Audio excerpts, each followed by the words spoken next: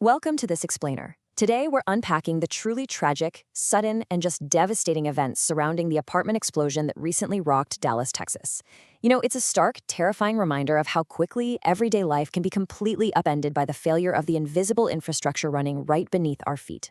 My goal today is to help you really understand exactly what happened here, the timeline of the disaster, and the profound human impact on the Oak Cliff community.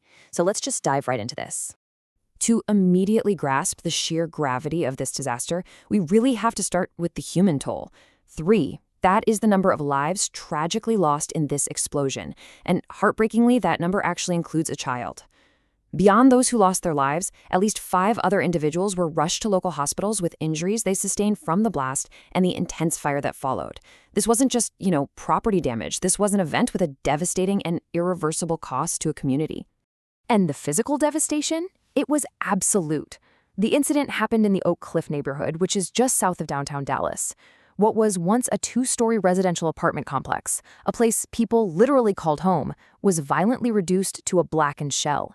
The sheer force of this catastrophic blast ignited an enormous fire, sending this towering plume of thick black smoke into the air that you could see for miles across the entire Dallas skyline. Honestly, little more than smoldering debris remained of the actual building structure. Section 1. Timeline to the explosion. Let's break down the sequence of events that led to this catastrophic failure. So, a cascading sequence of events actually led up to this disaster. Look at this timeline. A full 24 hours prior to the blast, a resident's mother reported smelling gas inside the apartment. At some unknown point in this window, an unrelated third-party construction crew damaged a natural gas pipeline owned by Atmos Energy right near the site. Fast forward to just minutes before the disaster, Dallas Fire Rescue gets a call for a reported gas leak, right? And they immediately start rushing toward the scene. But then, 0 hour. The massive explosion takes place before they can even arrive. The warning signs were absolutely there, but the timeline was simply too tight for anyone to intervene. The agonizing reality of this timeline is perfectly captured by Dallas Fire Rescue Deputy Chief Mark Berry. He stated, "We had the cavalry coming, but the explosion had already taken place." It really highlights the frustrating, just agonizing reality of this whole disaster. The emergency response system was activated, help was physically on the way, but the sheer, sudden speed of the gas ignition simply outpaced the response. There was just no time. Section 2. Eyewitnesses and escapes. Now we'll look at the harrowing human toll experienced by the residents and neighbors. I want you to imagine the mundane reality of a normal afternoon at home. For Julie Jensen, a neighbor who lived less than a block away from the complex, that peace was violently shattered. As she recalls, she said, "I was sitting on my couch watching TV, and stuff flew off our walls." She described the noise as leaving her ears literally ringing. When she looked out her window, she just saw rising smoke and neighbors running in absolute panic. She had to grab her family's cat and flee to a nearby parking lot, just completely uprooted in a matter of seconds. And the explosion's sheer power? It wasn't just localized to the apartment itself.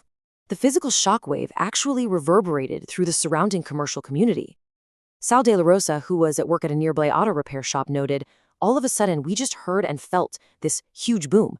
We felt where the building kind of shook a little bit." His coworkers ran outside and immediately saw that thick black smoke billowing into the sky. The blast radius of fear and confusion extended way, way beyond the property line. Amidst all the smoke and the shaking walls, there was absolute chaos on the ground for sure. But there were also incredible moments of bravery. During the frantic evacuations, this one really remarkable story emerged about a young girl. She was home babysitting her little sister when the explosion happened. And in the terrifying aftermath, she somehow managed to carry both her little sister and the family dog out of the wreckage to safety. Just incredible. But for so many others, the escape meant leaving absolutely everything behind. Take resident Casey Proctor, for example. Her mother was actually the one who had smelled the gas the day before. Now, Casey wasn't home during the blast, but she returned to find her entire life basically erased. Standing there and just the clothes on her back, she told reporters, "I've been sitting over there crying for several hours. I don't know what to do. This is all I have right here." And to add to that sheer devastation, she was left agonizing over the likely loss of her cat, Shirley, who was trapped inside the building. Section 3. The ongoing search. Let's look at the immediate emergency response.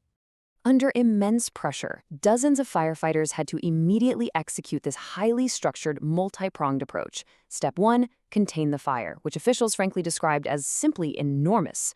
Step 2, ensure the area is safe by having Atmos Energy shut off the natural gas service entirely. Step 3, the truly heartbreaking task of conducting primary searches, literally sifting through the smoldering debris to find victims. And Step 4, managing the human element by establishing a family reunification center at a nearby high school for all these displaced and desperate families.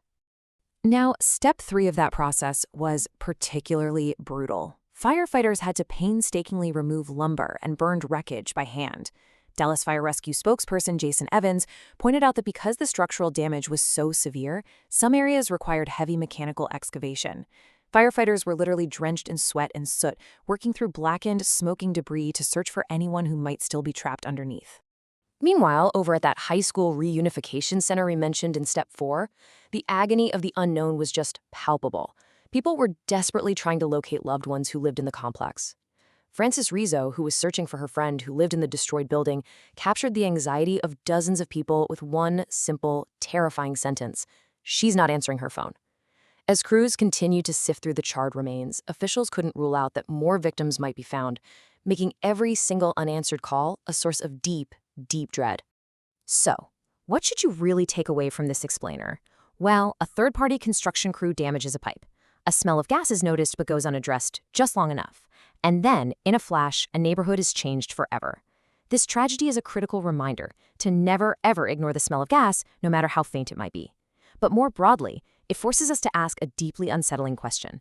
How safe is the invisible infrastructure beneath our own communities? I mean, we live our lives quite literally on top of a web of pipelines and utilities. When was the last time you thought about what's buried just a few feet below your home? Thank you so much for joining me for this explainer. Keep asking questions and stay curious.